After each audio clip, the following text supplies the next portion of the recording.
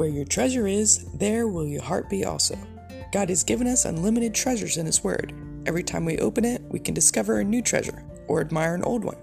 What will we find today? Let's dig in. Here's Carla Early with Treasure Hunt in the Word.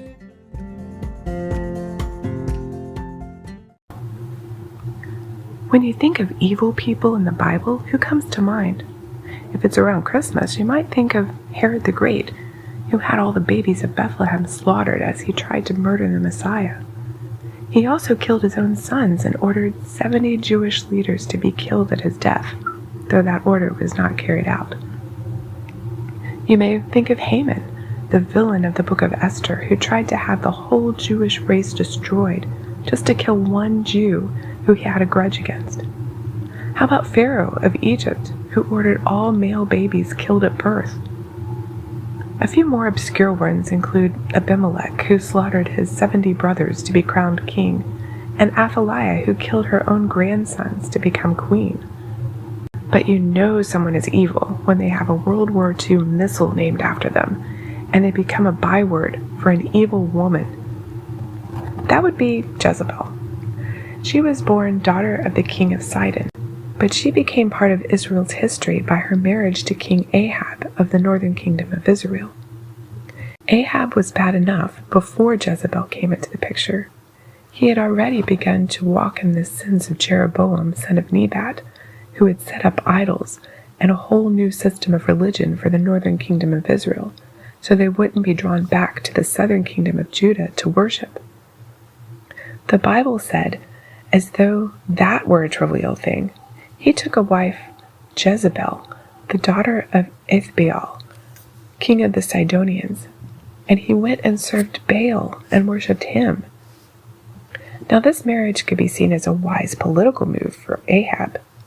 Sidon and Israel were both small countries, threatened by larger Syria, so to ally themselves through marriage seemed like a good idea.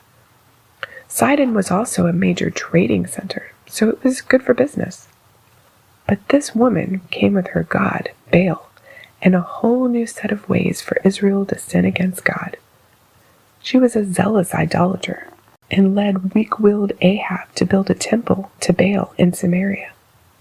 Eventually, we find 450 prophets of Baal living in the palace.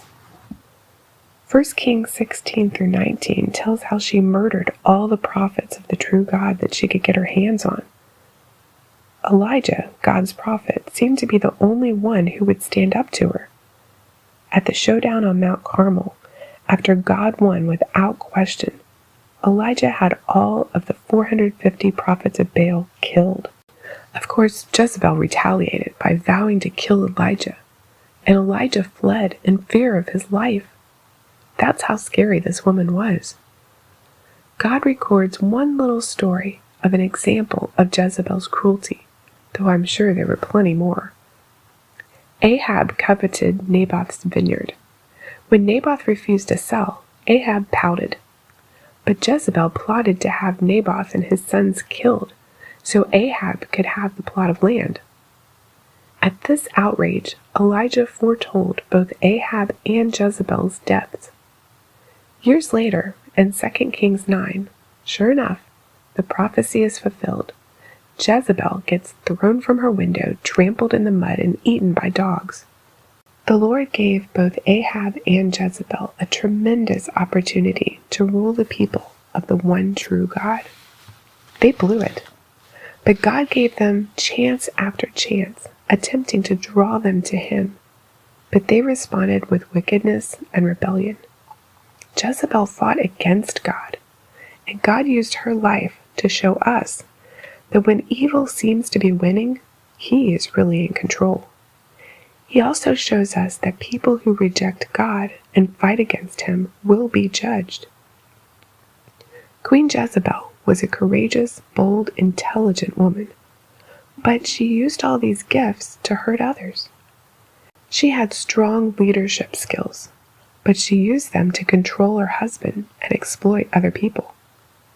So when we learn about her, it challenges us to evaluate our own talents and see if we're using them for ourselves or for the Lord. Also, as Galatians 6:7 says, Whatever a person sows, he will reap. And that is graphically illustrated in both Jezebel's death and legacy. We read about women like Jezebel and realize she's not someone we want to emulate, but we can still learn so much from her life. What have you learned from Jezebel? You can contact us at treasurehuntintheword@gmail.com. We'd love to hear the treasures God has given you through His Word. You can listen to other episodes at our website, which you can find in the description below. Thanks for listening, and remember, where your treasure is, there will your heart be also.